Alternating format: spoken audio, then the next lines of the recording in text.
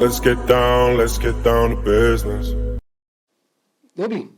Enya Martin, aka Gizalaugh, local legend, lockdown legend, former student, film career on the boom. Gives a diet plan. Gives a diet plan, got a better online coach out in Sanity as well. So Polyhops absolutely nailing it. So great to have you on board, and let's chit chat. How are you? Grand, yeah. That's like, I'm not an idle woman, so you know, when lockdown came in, I used the PT cert to my advantage because I couldn't do live shows, you know, and then and then I started my Facebook page, my Instagram page, the coaching page.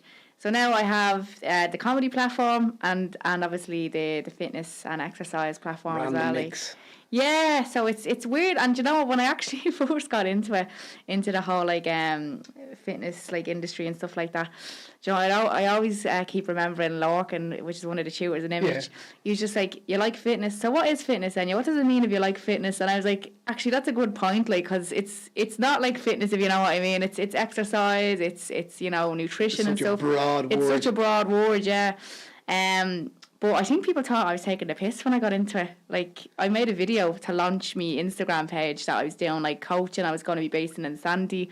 And, like, people were texting me, like, is this a wind-up or are you serious? Like, are you doing a piss take? Yeah, no, yeah. Is it satire? Are you being sarcastic? I was like, no, like, I'm being legit. I'm actually a PT now, like. So you got robbed. You didn't get your grad. So, like, you didn't have the... So that's what I mean when I said how I got into it. Insanity Fitness. I grew up with Jamie, who owns that gym, and Shout out to Jamie. Yeah, he's actually kind of working his way into the... Yeah, he's getting involved in tutoring on this end, and so far that's he's brilliant, absolutely nailing it, so it'd be great to have him as part of the team. Is that the first time one of your students has come back to tutor? Truth being told, Johnny was a student. No way, was he? Yeah. Johnny, he never told us that. Did he know that? No. Saving face. Yeah. Johnny was in Liffey Valley Fitness. I think he was plastering at the time. Plastering? Yeah, and he done the course in Liffey Valley, and he was good, and he was actually kind of earmarked by Kev, who used to work with us as well. And I think Jamie might have had the same tutors as Johnny. Johnny only done the course maybe 2 years before Jamie. He was one of the first ones, Johnny. Second course, I think he might have done, yeah. So Johnny's a former student, and yeah, we've had a couple that have come in. We get a lot of interest from students who want to get into tutoring. Oh, really? That's good though, that they've had that impact from a tutor, having that impact on them. Yeah. That they want to get in. But anyway, enough about image and that's mad, like that is. Yeah. But yeah, he was running his own gym, and at the time, like, obviously there was so much restrictions.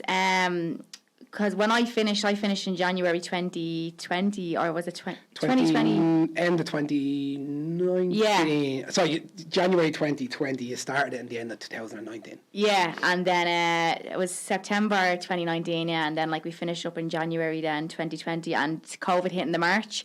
So I had just got my PT cert, and to be honest, like, I didn't really know what I was going to do with it because, you know, COVID didn't exist at this stage. Yeah. It was just like a backup plan, something I was very passionate about, as well as like doing comedy, and it was something I really interested in. And like you said, like, a lot of people do the course to educate themselves. Like, I'm not one of these that starts an Instagram page with no like certification behind me, and just because I've successfully lost weight means that I can educate other people then, do you know what I mean? Yeah. Touchy subject. Yeah, so that's when I done the course, just out of curiosity. I had the money there, and I said, you know what, I'll just like put another notch in my belt. And then COVID hit, and I couldn't do my shows anymore. And Jamie, up in his gym, 2 PTs were leaving, and my other half had said to me, he goes, why don't you, you know, you can't do your shows now, why don't you ask Jamie, can you go up there, get a bit of work experience, shadow or whatever. And he thought it was a great idea, Jamie did, and he was just like, yeah, it'd be like a symbiotic relationship, you know, you can bring clients up here, it'd be a great place for you to start your journey. Perfect. And I'm still up there now, like, and so that's what, coming up on 3 years then? This summer it'd be 2 years, would it? Yeah, would it? This summer would be 2, yeah. Yeah, so I started kind of around like the summertime, around May time. And yeah, and there was so many ups and downs. Like, I was there when it was closed because of restrictions. When we were allowed to do outdoor classes.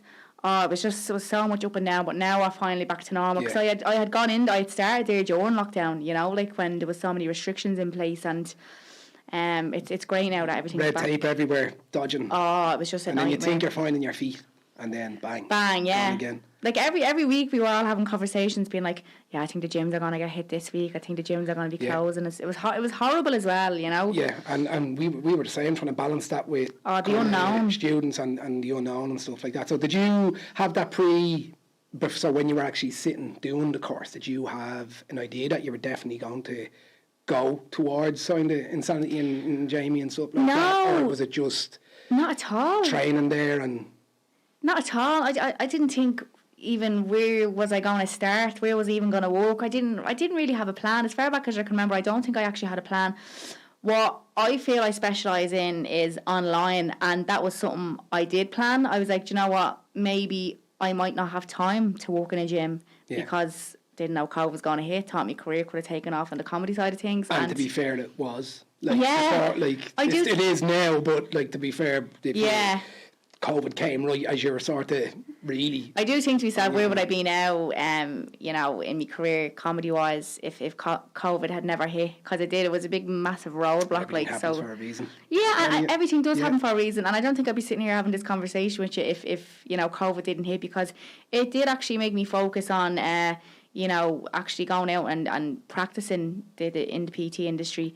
And what was I going to say? Yeah, so I didn't have a plan. I just thought I was going to, you know, go online, help people online. And when I first started Gizalaugh, it was just to make people laugh. And I was going to start an Instagram page, Coach Enya it's called now, and I've built up a bit of a following. Coach Enya? Coach Enya, at Coach Enya, no symbols. And yeah, I launched that page, and it was just to help people, because how I got into the PT industry, why I wanted to do a course is because I had been up and down with diets, like, you know, for a lot of years, and a lot of women, a lot of men can agree, like, you know, a lot of people are up and down if they're not fully educated on it, and that's why people go to PT. Easily led if they're not fully educated as well. Oh, like I get questions sent to me now, and I remember when I was that person, like, how do you target belly fat? You know, like, just all like the rookie questions. And when I actually finally listened to my personal trainer after so many years, he was like, Enya, you need to be in a calorie deficit if you want to lose weight. And I'm like, yeah, all right. And you need to eat protein. I was like, yeah, all right. And I'd be going into him, and he'd be weighing me and on. He'd be like, you're still not losing weight. Are you in your calorie deficit? And I'm like, yeah. I didn't really care. I think a lot of people, like, they have to fail a couple of times before they actually accept, right, I'm going to have to just listen to him now. Building blocks, yeah. Yeah. And then there was a lot of trial and error. And then when I was like to myself, right, I feel like I am letting myself go here. I'm actually going to listen to what he says. I'm going to download my fitness pal. I'm going to track me macros, track me calories.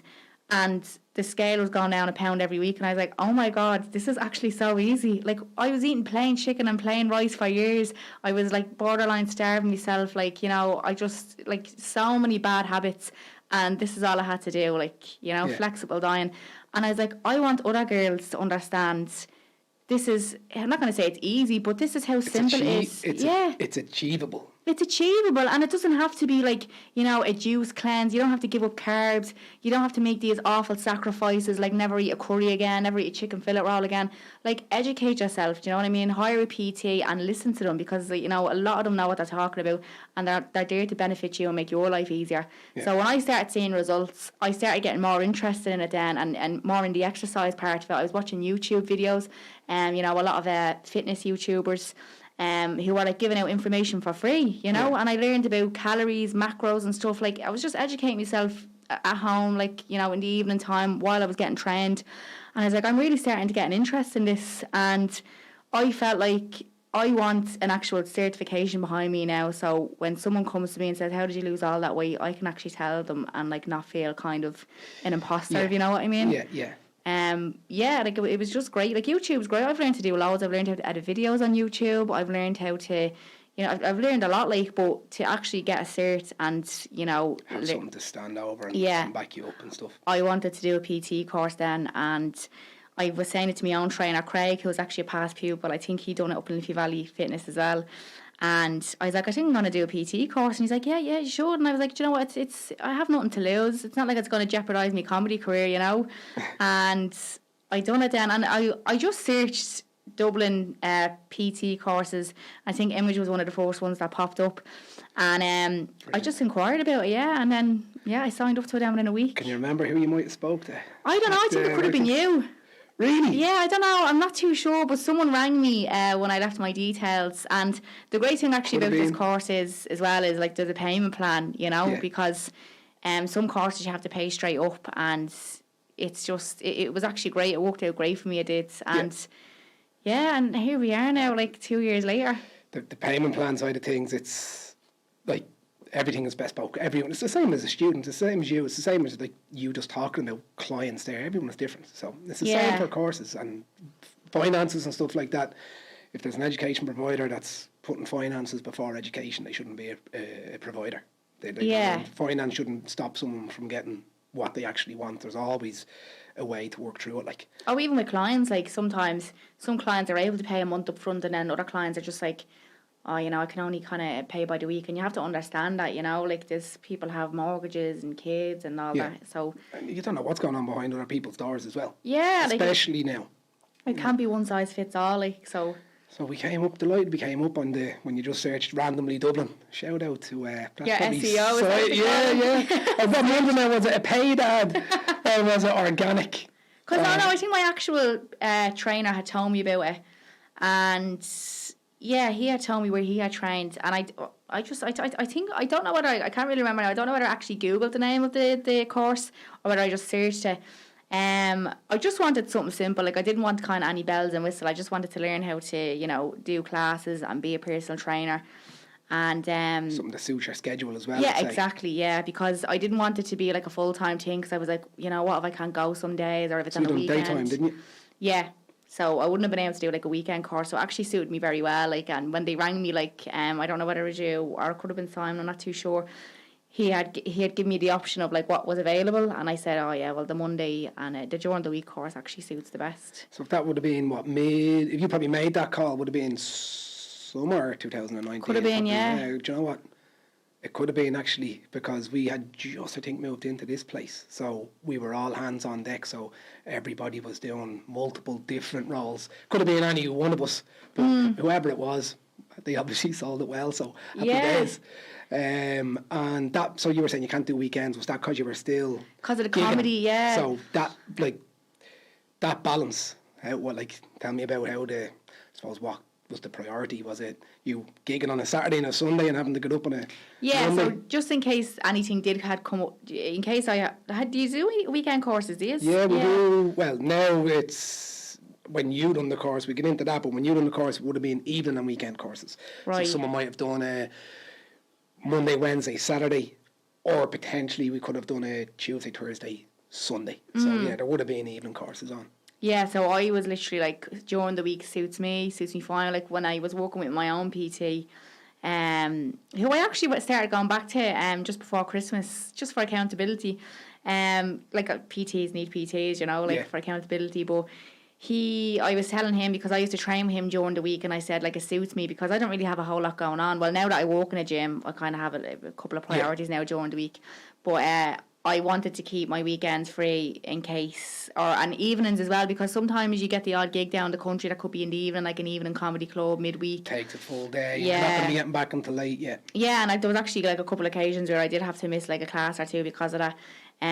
But yeah, and then I only lived down the road as well from where I was, which is in Flyfit in Tala. So it was very convenient. Yeah, it was really convenient for me, like, because if I had been in town and stuff like that, it would have been a bit messy, like parking and stuff, and if you're getting the bus in, it adds like an hour onto your journey and that, so it was grand. It was only 10 minutes up the road in the morning times. And you'd wonder as well, because you were the last course before COVID actually hit, you'd wonder if you had decided or left it a little bit further, and then COVID came along and gigs were stopping, you mightn't have actually done the course. You never know, you might have actually kind of, because the gigs were drying up, you might have just said, I'll put off. You never know. You might, like I said, everything happens for a reason. You may not have actually ended up. Or I could have. Or you might have jumped in. I could have, or I could have taken up because I was like, right, well, I'm not doing nothing else. But then I think to myself, like you said there at the start, like everything happens for a reason. Like I probably, if someone hadn't rang me and like asked me to like do the course and like this is what we offer and stuff, I probably wouldn't have done the course. Do you know what I mean? It could have been just a pass and thought and an impulse decision to send an email. Oh, I'd like more info on this. If I hadn't have sent that email, pounced on by the sales team in here. yeah. So like, I definitely think, it's there's a lot of what ifs. Two people leaving Insanity and James' place.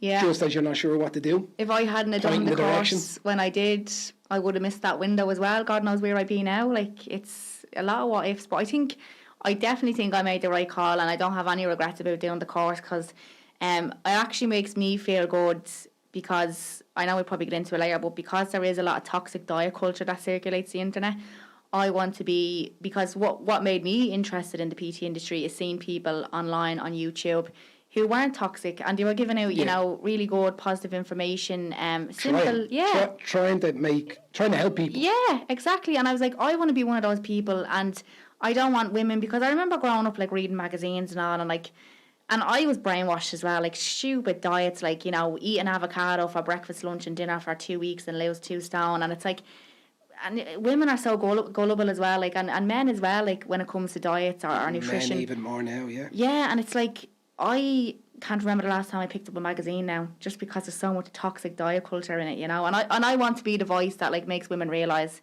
look, just ignore all that shit. This is all you have to do, and you don't have to make your life hell, you know. But see exactly what you just said there, that relatability. In a way, that sounds like as well how your comedy has taken off, because you were relatable to so many people, and the skits and everything that you've done with the Dublin humour that was behind it, and the scenarios that you're creating, people were going, geez, I remember that, yeah.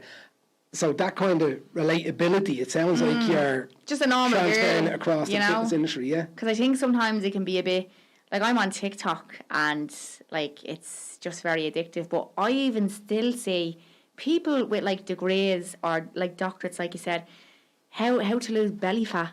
Like, do you know what I mean? Like, and it's like, it has 100,000 likes, like nearly 1 million views, and it's just like, oh, this is where it all starts. Like, you know, this is, and I want to just be on the polar opposite of that spectrum. And I have got messages, you know, off girls, and be like, I think you're really easy to understand. You explain it very well, and doesn't have to be any bells and whistles. Like, people don't need to know, you know, about glycogen stores or anything like that. You just need to tell them you can still eat carbohydrates because you need it to fuel their workouts. You know what I mean? You don't need to be making it complex for people. Simplicity is key. Yeah, exactly. And you will have other clients, athletes and stuff like that will be mad into that side. Yeah. And everyone has their place, and everybody kind of has their niche, and you'll have some trainers that will cast the net far and wide and stuff like that. But I think you're onto something when you actually have people messaging you going, I understand you. I can relate to you there.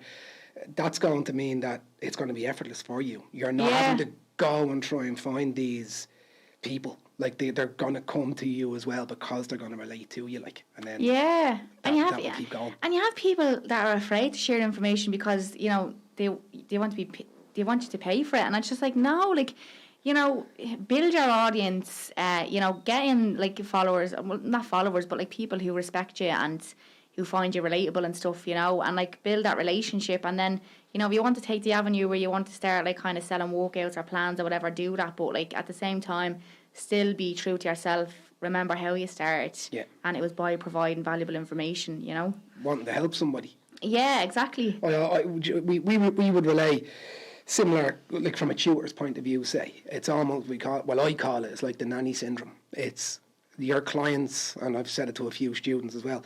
Your clients think of it as, when you're actually coaching these people, or when you're doing a course, or if you're doing an exam, picture your nanny actually coming into the gym for the very first time, hasn't got a clue. How would you explain what would you like? What would you like a PT, or if you're a third person watching your nanny or your granddad or a family member or somebody who you know is shy, timid, probably intimidated being in the gym scenario or anything along those lines, needs help. What way would you like to see a PT treat that family member? And that emotion that comes with that, what you wouldn't like to see, don't do it. And what way you would like to see them treat that family member or that loved one or whatever it may be, do that. And I think if you find that side of things, like you've just said there, it's you're relating to people, you are that person. So you're already bringing up that memory, that emotion that you had where you're going, I felt like that, so now I'm confident to actually tell you exactly how I felt at the time, and here's how you can fix it. and I can back it up. Yeah. And I think you're on a recipe for success there. Because I remember being a first timer, like Craig, who was my personal trainer. I think I started training him with him. It was the first time I ever hired a PT in 2015. And I remember him showing me how to do an RDL. And I was looking at him like he was speaking Chinese. And I was like, how do you do it? Show me again. And it was so simple. And now it's so like second nature to me that when I see someone not being able to do the movement, I'm just like, it's Enya. Like, do you remember when you didn't know even what a barbell was? Like, what's that? You know, and I still get questions like that today. And when I see my clients, like I have clients now, and they're like on a 40 kg like RDL now, and like they could only do with a stick at the start, like stuff like that. I get more of a buzz out of that than seeing their scale drop seeing their weight drop on a scale. Brilliant. Like, and you know, like someone contacted me before, and they hadn't got a profile picture up of themselves. They had really like poor body confidence, and now they're putting up pictures of themselves. You know, and it's nothing even to do with like losing weight. It's just like things like that is why I love being a PT as well. And it's not about like these before and after pictures, you know. It's simple stuff like, and like doing like they could only like squat with a dumbbell at the start, and now they're doing like 60 kg, like, and it's great. And they're getting that passion that like, you're giving that back. You're giving that passion back. You're watching it grow in your clients, and obviously it's strengthening your own relationship and stuff like that as well. 100%. Like, but there's so many people that say the same thing, that I got into training, had a bit of a passion for it, and it's almost for their own knowledge that they're starting. Like I was saying to you, more people are doing courses, are getting, not even just their course, just courses in general now. Maybe it's a lockdown thing, for their own knowledge. Obviously, fitness courses is because that was one part of it as well for me. Like, just to not only to learn more, especially the theory side of it, and because I knew I was clued in with the whole like the exercises and stuff, like, you know, like squats and, you know, RDLs and deadlifts and stuff, but I wanted to learn how to teach people properly, you know, and the proper cues and stuff like that, because it's like learning how to drive or getting a full driver's license. You know, you have to actually, if you've left it between, like, you know, a couple of years from your learner's license doing your full test, you're going to develop a lot of bad habits. And like, I was going to like gyms by myself, and I knew how to do an RDL, but I didn't know how to tell someone else to do it. Do you know what I mean? So we were going to do a full driving test, and you've developed a lot of bad habits. Do you know what I mean? You know you're supposed to look in your mirror, but you don't, because you're just going to chance it, you know, stuff like that. So that's why I wanted to do the course as well, like, to like give me that bit of kind of like enforcement when it comes to teaching.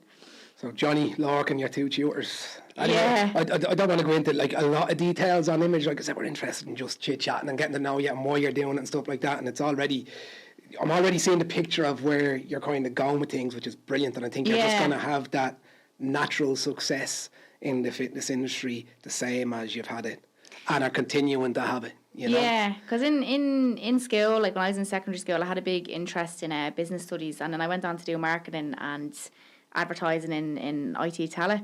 And it was in kind of the last year that the video started to take off on Gizalaugh. So I was like, oh, I think I've actually found a passion here. Even though I was interested in marketing and advertising, and, you know, I was quite creative, business studies was still a big passion of mine. And I do see, like, you know, my comedy career as a business. I see my PT career as a business. But I'm also good at spotting opportunities. And there's actually very few Irish females in, I suppose, that have a platform on the PT side of things on social media. So I feel I excel at social media. So I was like, I'm going to put 2 and 2 together, because, like I said, I started off by watching, do you know Rob Lipsey? Yeah, watching him on YouTube. He educated me a lot, and I remember when I met him, I actually told him that. And I want to be that now for girls coming up, you know, like young girls, probably only coming out of school, starting to join college, and I suppose like soak up that market, you know, and not even in a money making type of sense, but like it's open season, I suppose. But you said you're developing that, or have developed that passion for it, and without getting all corny and stuff like that, you never work a day in your life if you do what you love. Well, in a way, no, it is true, but you've no idea, I think, how much that passion is going to just naturally show to your clients, because you on the social media side of things and stuff, and even YouTube, probably not as much YouTube, you'll see people who are maybe preaching it and stuff like that, but the passion isn't there. They're more interested in how many likes and stuff like that they'll get, and they don't really free gym wear and all, like free gym wear and all that, you know, everything. And that's a whole other side of every industry, not just the fitness industry, but it's a minefield. But you seem to have found a gap there where you're comfortable doing what you're going to do and what you are doing without relying on it, because you know that passion is there. You're not forcing it, and that's going to stand to you. That's true, where like, the success will come. It's not because you know how to market great, or you know how to graphics and your pictures, and you know how to actually push it out there to get the most views. At the back, behind all that, it's what you've just explained there. That passion, and that passion has grown from being in that position yourself. Yeah, and because I have the comedy, like, you know, I would say 80% I am still focused on the comedy and the social media aspect of it, but because like that I solely rely on that for like income and stuff, you know, by doing my shows, working with brands and putting them in videos and stuff, like sponsored posts, that the gym page, my PT page, is solely just to help people. So like I think if that was my only career, like being a PT, I think it would definitely come across more that like so buy my plan, sign up to my subscription. Do you know what I mean? Yeah. Whereas like it's not. It's smash just that like button. Yeah, subscribe. It's just a hobby, but at the same time I'm helping people, and I have a website and stuff like that. And you know, if people want to buy me plans or stuff, like, so be it. But I'm not going to force it down someone's throat. Do you know what I mean? Like, might as well tell us. Yeah. Go on, shout out there, plug. No, it's the Coach Enya website. So I started during lockdown, actually, the end of 2020, and I just basic at-home workout plans and simple diet plans as well, like for girls, where like, you know, really high in protein and high in carbs and stuff like that. And yeah, like a lot of girls actually bought them, like, and they said that they've lost weight and stuff by doing them. But again, the option's just there for people. But my sole income is through my comedy. Do you know what I mean? So like the option is there if people want to buy it, want to like whatever. But and do you ever see the 80-20? So you're saying 80% at the minute is your comedy and that side of things, and the 20, like, if the fitness side of things really started to blow up more and more and more. I do think about that, yeah. Or I suppose if you've got a passion for both of them, though, is there ever a wrong? Does it come down? It might come down to finance. But if you've got a passion for actually both of them, I suppose it's hard to say. But like, would you be willing to? I think at the moment, like, I'm working with an online PT now, like, just for accountability, like, and he doesn't PT people in person. So, like, I definitely think it would be possible to juggle both. And if it did come to the stage where I was nearly making, I don't know how I would, this is probably going to sound very egotistical, but at the moment, I would find it very hard for the money that I'm making through comedy to match the money I make from the gym at the moment. But if it came to a stage where there was an opportunity where I was making a similar amount, I don't know. I honestly don't know what to do. Well, you know what? Let's hope you do have to make those decisions in the future, because it means you're doing brilliant at both. And I said this at the start, I'm not an idle person. I always like to be making money, not for like vain purposes, but for, you know, to support like the day to day. Like there's progression and fulfillment and satisfaction. Bread on the table as well. Like, I don't want to ever be in a position where, oh God, like because actually that's something I'll talk about now. I had left an office job to pursue comedy, and I had to go on the dole for like six months to a year. And a leap of faith. Yeah, I was, and I was doing an internship. I was only on £100 a week, and then I was literally leaving that to go on £100 a week. Do you know what I mean? But at this time, the page was starting to take off, and I had done a video. It was like of me and girls were set in Dublin, and I got like 1 million views. Like, it fucking exploded. It definitely like contributed to like the page growing even further. And I was like, oh, fuck this. Like, I feel wasted sitting at this desk, like, literally doing Excel thinking spreadsheets. Of skits in your head. And thinking of, And I, like, felt wasted seeing, like, the views going up, and I'm, like, filling out Excel spreadsheets. But, and don't get me wrong, like, I actually did like the job, but I felt like I can't waste myself sitting here. I can't do the comedy on the side and depend on this for income. I know I can make an income from this. It might not happen next month, next year, but I know, like, I can make an income. And I was working with Rory Stories at the time, and I was doing videos with him, and he says, I'll put you on to my agent. Like, he gets me, like, branded videos and stuff, you know, like, I don't know, like, Volvic want to do a video with me, and they want to reach people, like, they want to reach an audience that I kind of relate to. So they'd pay him, like, X amount of money, and, you know, that's a month's income. Yeah. And, like, he said, I'll put you onto my agent. So he rang me and he was just like, yeah, look, it might be a bit slow starting out, like getting your name out there and stuff like that to other brands.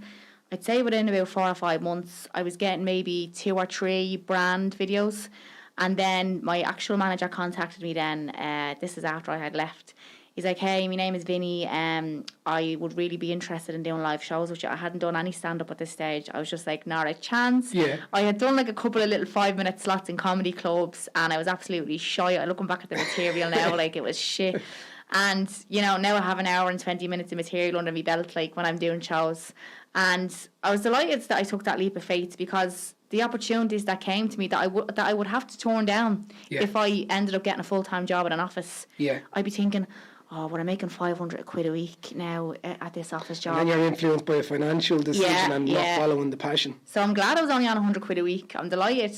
And I made a lot of really good friends in that office. And, you know, it was definitely for the best. And I'm delighted I'd done it. And I know there's people out there who are in a different position to me. They have a mortgage to pay. They might have kids. They have a lot of overheads. And the financial side might be more... It has to be the first decision for them, but I can see where you're going. But I definitely debated for months on end, like about, should I leave this job, should I leave?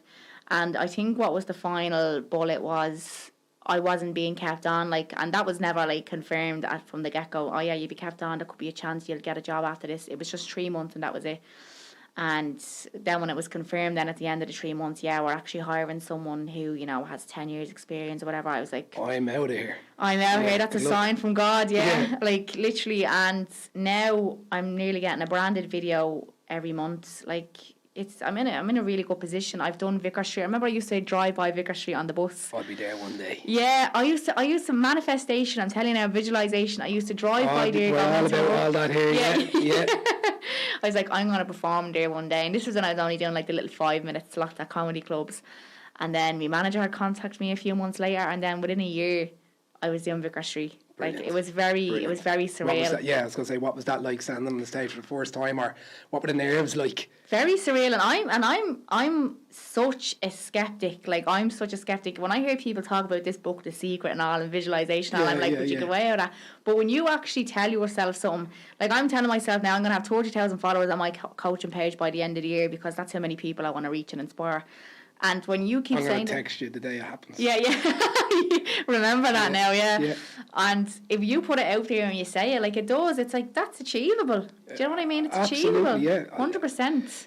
You know what, there's a whole other and listen, you see them everywhere on YouTube, but like goals, visualization and stuff like that. I think like the likes of The Secret obviously made it a bit more commercialised and palatable for people to actually be able to maybe absorb it and understand it a little bit better, and then it goes so much deeper on the far side. But any successful people, or it depends on how you measure success really, but any people that I see or we see come through the doors here, that you would say, do you know what, they're satisfied, they're fulfilled, they're going in a direction that they're happy in. And just say that might be a measuring tool. Your measuring stick on success could be what your happiness is, not bank accounts, or just, are you happy? That's your measuring tool. Most people will say the same type of thing about goal setting and visualization and stuff. If you ever get talking to Simon as well, like Simon's lifestyle is like that. Image was built on that type of stuff. If you saw what we had wrote up on the walls back in Simon's apartment like 13 years ago on like a little whiteboard, and some of the tutors we have now, their names are on that whiteboard. You know, their names are on that whiteboard, and they're still involved with image now to this day, and because we knew who we kind of wanted. You know, but that visualization and what you're talking about there, like we are 100% behind that. So, yeah. Even like when I was, I think I went on, me and my boyfriend went to the Laughter Lounge one evening, and I was sitting there in the crowd looking at the comedians on stage, and I was like, that was another goal as well, to perform there, because I knew how much of an elite comedy club it was in Dublin. I was like, I'm going to perform there, and he was like, yeah, and I was like, no, I will, I'm going to perform there one day, and I did, and you know, I'm probably one of the most frequent female performers there now, and it's crazy. Like when you have to just tell yourself, because no one else is going to say it to you. Do you know what I mean? Like. And do you look back though? Do you ever reflect? Like looking back on it now, and I'm sure, like obviously when you're doing podcasts, right, like that, people will bring up questions, and it's easy to talk about it, but in your head you're probably going, Jesus. I remember that. I remember it was on 100 quid a week. I remember going past that sign going, I'm going to be there. But when you're actually in your own downtime, do you ever look back and go, oh, well done? Like, do you ever give yourself a pat on that back? Because that's hugely important as well. When you might be so focused on getting to where you want to go that you don't actually take a second to look back and go, oh, what? You're doing all right. I do, and when I'm my own biggest critic, so I do, sometimes there's periods where I'm really hard on myself, and I'm just like, oh, you're what you're doing, and you question what you're doing, and will I ever be this good? But when you're ticking off right, done the Laugh Lounge, done Vicar Street, you have to keep aiming higher. Now it's like what's the next one? My ultimate goal is to be a household name that when people think of a female comedian, an Irish female comedian, I'm the first name that comes to their head. You know what I mean? And I definitely think you're up there. You're up there. That's pat the back moment. I think I think it's going to take another couple of years, and I definitely think there's nearly 5 million people that live in this country, and I think there's still people out there that don't even know I exist, because there's some people I come across online that are Irish, and I'm just like, fucking hell, they have 200,000 followers and I've never even heard of them. Yeah. I'm sure there's people.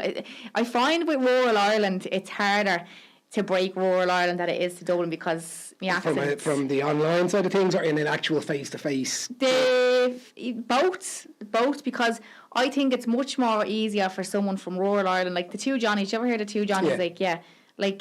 They are just nationwide, but I think if we're all the reverse and talking bollocks, the two lads talking bollocks, nailing it. They're just blown up in Dublin. But I think rural Ireland would be just what are you talking about, the flats and all? People from rural Ireland wouldn't understand that type of and it's the same with me. I think the Dublin accent sometimes it does feel like a barrier. Yeah, I actually watched a video of you talking about stuff like this. I think I watched one of your YouTube videos where you were talking about how your comedy would blow up in Dublin nicely, but you might be speaking too quickly. Yeah. In your head or in my head or anybody else from kind of Dublin, it's not speaking too quickly, but I suppose it's understandable, isn't it, though, in rural Ireland, if they're not used to maybe being around. Yeah, because I didn't grow up on a farm. I didn't play GAA. Well, I know a lot of Dubs play GAA, do you know what I mean? It's a huge sport in Dublin as well, but that's, in a lot of places in rural Ireland, that's all they have, do you know what I mean? The hurling and the GAA and the Sunday game on a 6 o'clock. No one would even know I existed if social media didn't exist, and I'd have to walk the back way. I've done it the non-traditional way. I've started on screen and moved on to stage, whereas years ago you start on stage and then move on to screen. But I still think people underestimate TV, and TV's dying out now. It's all about streaming services. But I think my next goal now is to try and get a sitcom or something similar, on write it, get help and put it on TV.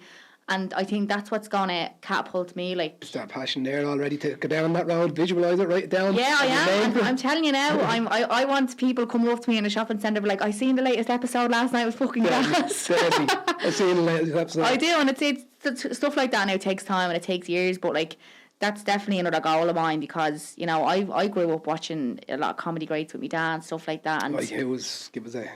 So Alan Partridge, Steve Coogan, he was actually on in the Tree Arena there recently. I was raging, I missed him. Fawlty Towers, Only Fools and Horses. You can't, if you're flicking through and Fawlty Towers pops on, you always have to leave it on for a little bit. I know, it's a classic, it's great, and the Life of Brian and stuff like that, and loads of stuff that I grew up watching, and it definitely I think moulded my comedy brain growing up watching that. Yeah. And people who went to primary school with me are just I can't believe you're a comedian, you are so fucking shy, you know what I mean, you were in a shell. Even people who knew me 6 years ago, I remember I was at a wedding with you and you wouldn't even get up and dance, you were in a corner on your own. Now you're bleeding making comedy videos and selling out Vicar Street. Oh, but everybody knows if you're a comedian you should be dancing at weddings. Yeah. It's like an alter ego though, it is. And I am quite introverted. I definitely just prefer my own company. I am like that. I'd love to. I am. Yeah, I'd love to go. I'd love to go to Spain on my own for 3 or 4 days. I just love my own company. Yeah. But you're comfortable in your own company. Yeah. So and do you know what? That's rare for somebody. Like I said, you're never usually idle. You're not an idle person, but you're also happy in your own company. Yeah. Brilliant, you you don't need to be organising stuff with other people or organising stuff with the girls or scheduling your week out where you need to be. You're not dependent on someone else all the time. And you know what? Like a lot of the time, like I used to be a night owl, so to be honest, getting into the Tell PT, me about it, yeah. getting Yeah. into the PT industry, and you're getting up at 5:30 in the morning to train a client at 6, like that was alien to me when I started walking in the gym with Jamie and all. I was like, oh my god, I used to be going to bed at like 4 in the morning some nights because I'd just be up watching telly. Yeah. And don't get me wrong, YouTube. yeah, Rabbit hole. I Yeah. want to get up for. What have I got to get up for? And that's another thing that I'm grateful for the PT industry. It's given me a purpose. Like, if I was just doing my shows or doing my videos, I wouldn't have anything to get up for. Like, I wouldn't have anything to go to bed early for. You know, my week would be very, very unstructured. Yeah. And, you know, working as a PT now, I have me gigs and all on the weekend. I can still do my social media on my gizalaugh page, but now I have a bit of structure. I have something to get up for.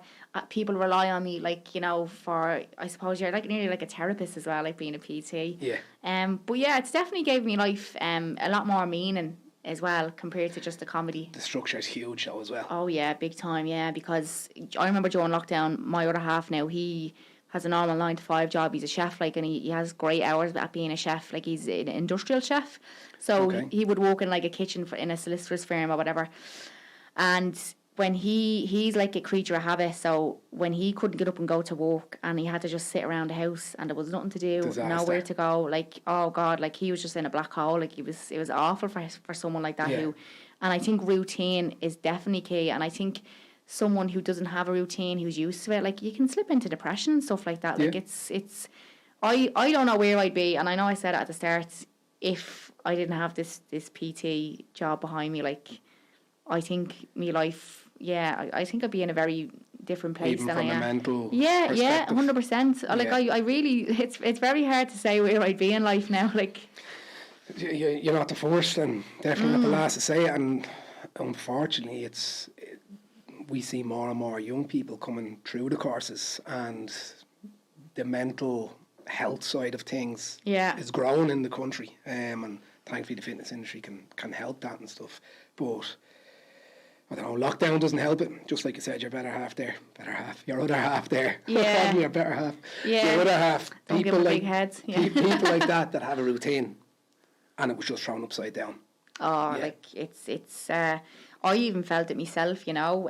Like, I lucky enough that I had started working in the gym. Jamie had let us, myself and another employee, use the gym, and it gave me such a structure to my day because, right, I'll get up, I'll go and do a workout, and then I'll go on a walk. Yeah. Something so small, like, it felt like we were in a, what do they call them prisons, an open prison, you know, you're allowed to walk around the grounds and stuff. Your 5 kilometres. Yeah. Thankfully, so Yeah.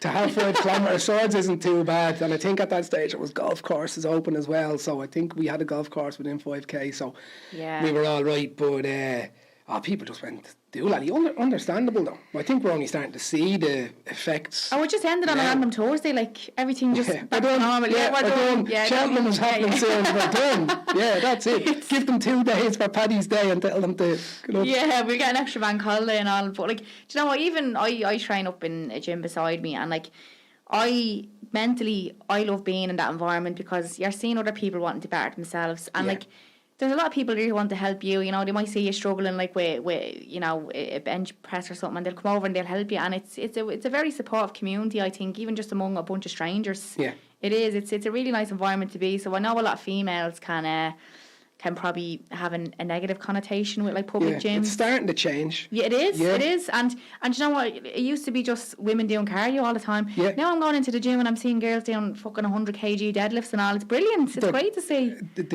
We see it on courses as well. It's taken over. So obviously It the whole is. powerlifting side of things is starting to kind of come into the industry with a big bang. And listen, it's strong is the new sexy in a way. Oh, Do you know what I mean? yeah. Like, to be strong, to be able to lift. That's what the industry is finding as the new sexy. It's not just skinny. And I think even the whole people looking towards pictures and just seeing somebody thin now. People are actually looking and seeing Yeah. somebody going, there's Look at her a bit of shoulders shape and there. all, yeah. And that's coming, like, you can see stuff on YouTube, you can see stuff on social media, and comparison is there now. There's the dark side of comparison as Yeah. well. But there is also the positive side of comparison. But female presence within the fitness industry over the last 10 years has And I think social media exploded. is the tank for a lot of the positive changes with women. Because if you want to find toxic diet culture on the internet, you'll find it. Find anything you You'll want. find yeah. it. If you want to search for fucking how to lose a stone in 3 days, like, you'll find it. Do you know what I mean? But I think a lot of, like, Instagram, YouTube, in particular, has definitely influenced women to, like, start lifting weights in the gym, because you remember it used to be, I look like a man if I start lifting weights and all, and I think like, my man, you know, I don't want to get muscles. yeah, and I think a lot of the older generation still associate that with it, because they're not as clued in as, like, the younger generation. Do you know what I mean? I actually think when we were doing our course, there was a woman, I think she could have been in our mid-50s. Yeah, we've had, I think 64 is the oldest student we've had. Won't give a name though. Yeah, I think that's brilliant. Yeah, that's brilliant. absolutely, yeah. And so many young people in the class also learned off that person. Yeah. As well, she was brilliant. And like, I brilliant. think still in touch with us, actually. People in that age bracket, you know, would feel really comfortable training with someone like that, you know, because you're on the same wavelength as me, and you'd understand, like, you know, if I can't do certain things or I can do certain things, the relatability factor. Yeah. You know, I think the PT industry, like, there's just room for all walks of life. Yeah, and that relatability factor, again, it's popping up time and time again. And like I said, I think that's where you're going to find your massive success and fulfillment, is because so many people that are going to come to you are relating to you, and they're already comfortable with you.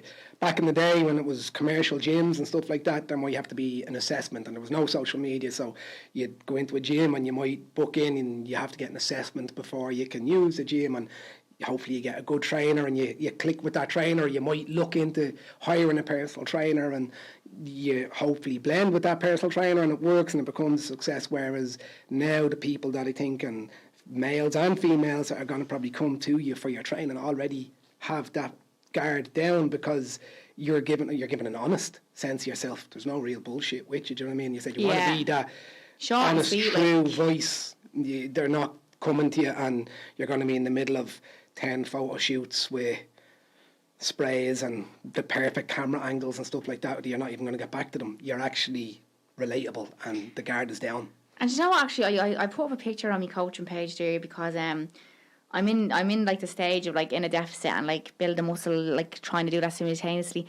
I put up a picture of myself in the gym the other day, and, like, there's an explore page on Instagram. I don't know whether you know it.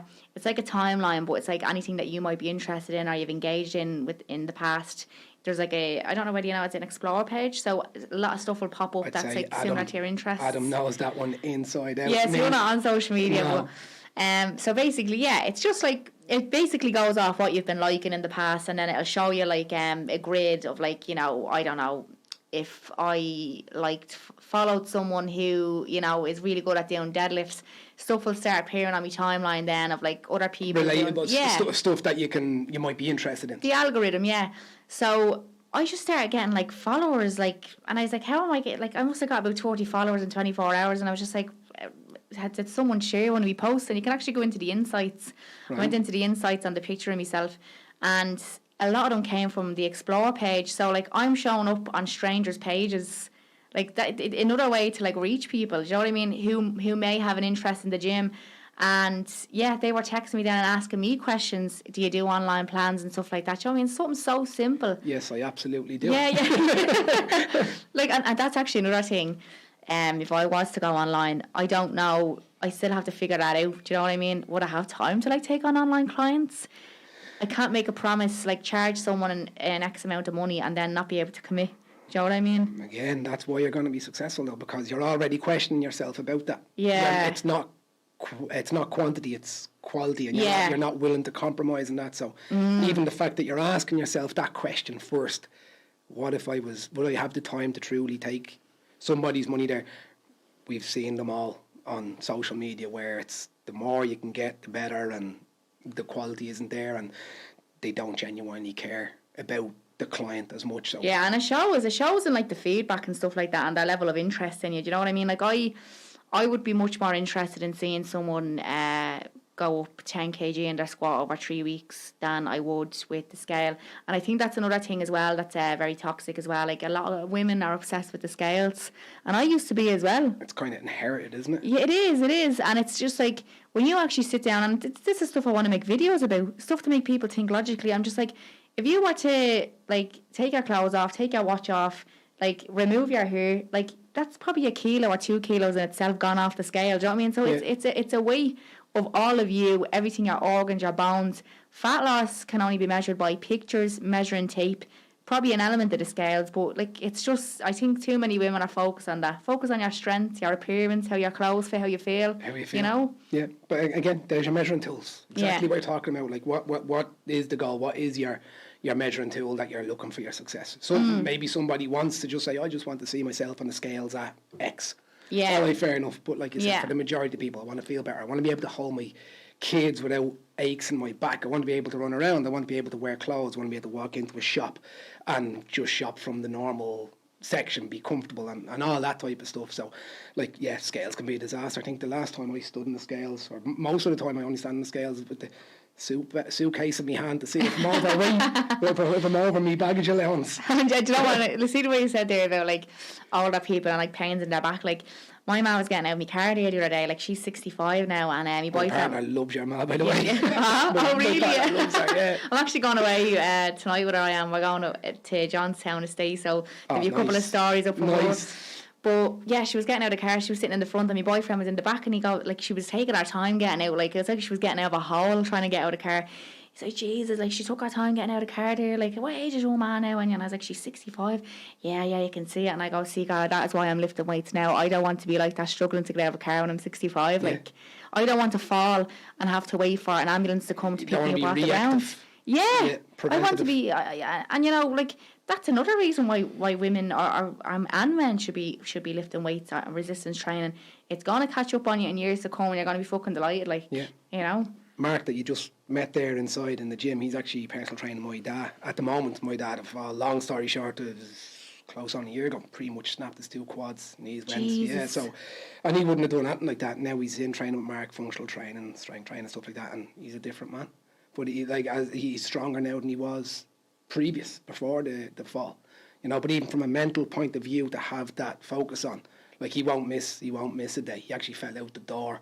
About 3 weeks ago, fell out the door, creamed himself in the front of the house, bruises, cuts all over himself, still turned up. Mark just opened the door, and my partner was in here training, just opened the door, my dad's standing there, cuts and bruises, still turned up for his personal training session. Mark had to sit there for a cup of tea instead. That's great to see. But that's the impact that has had on his life and similar ages, you know? Yeah. So I think there's a generation there in the middle that social media wasn't available, and gyms would have been, again, just the old school commercial where you just had kind of a fitness team.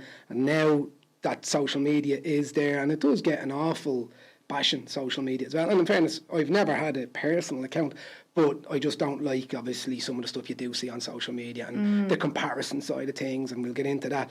But it does have its place in the fitness industry as well, because it can spread good, and it is spreading good. Yeah. And you're a perfect example of that, and same as so many others. And you actually started your fitness journey by watching the likes of Rob and stuff like that, and you got stuff from that. So there is people out there that are doing it for good, and obviously social media and that side of things is brilliant for that side. But there's a big gap there from old school to what it is now.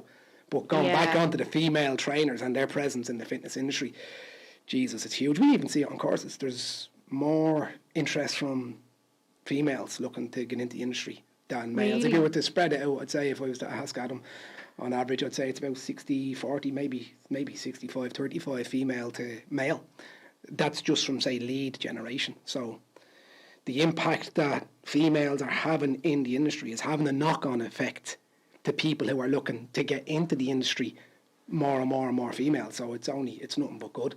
Yeah, you know? and long may it continue. And like you said, there's a few dodgy characters out there online that maybe only in it for the money, but at the end of the day, I think people can see straight through that, you know. Yeah. And like it's great having the page there, and it's such an easy way to just reach out to people. And I know you're not on social media, but like video, do you know what I mean? That's how I started watching your man Darren Conway. Like your man Darren. Darren done a skit with us. He done a video here. Actually, I remember that now. Yeah, that's mad. Yeah. I started watching him like years ago, and I was like, I want to make videos like that. You know, and I hope people who watch me coaching page or me comedy page look at that and be like, oh, you know, she's doing it and she's doing well and she's helping people. I want to do something like that. I might go and do a PT course, you know? Yeah, I think you definitely will. Even from the comedy side, there's definitely people there that are looking at our videos going, I'd love to do that, but that little leap of faith, or I'd love to try that. You never know, there might be more now because cameras are on the back of every single phone, so it's easier to actually try it. But I'd say you've got an army of people there that are probably trying it and just haven't released that yet. On the back of watching yours, like. During lockdown, even people starting podcasts that explode, you know what I mean? And they're just doing podcasts, they're not doing funny videos. Because I think at the end of the day, if you want to grow, you have to be, it's the same with advertising, you have to be offering something to someone, like whether it's a service, whether it's laughter. Yeah. You have to make them feel something. Yeah. You know, after people watch one of my comedy videos, they come away from it, I enjoyed that, I laughed. Yeah. To make and them they're feel sending something. it on. Yeah, and then if they go away watching one of me coaching videos, they feel inspired. They're like, oh, actually, do you know what, she's right, like maybe I shouldn't be doing this, or maybe I should be doing that instead, and I actually feel a bit better about myself now, you know. You just, isn't it nice that they can see it on the funny side? They can see our comedy, like they might, like in the same day you could have a group of girls or blokes or whatever it may be, and they might watch and forward on you taking the piss with your man in a video, and they find you funny. And at the same time, you might have somebody actually forwarding on a bit of information that will help them with their health and fitness and improve their life. And you've got the two of them. Best of both worlds, yeah. See, that's so rare. I Even know. from a male perspective, never mind that niche, like you said, that you're concentrating on, like females, that you want to be that voice.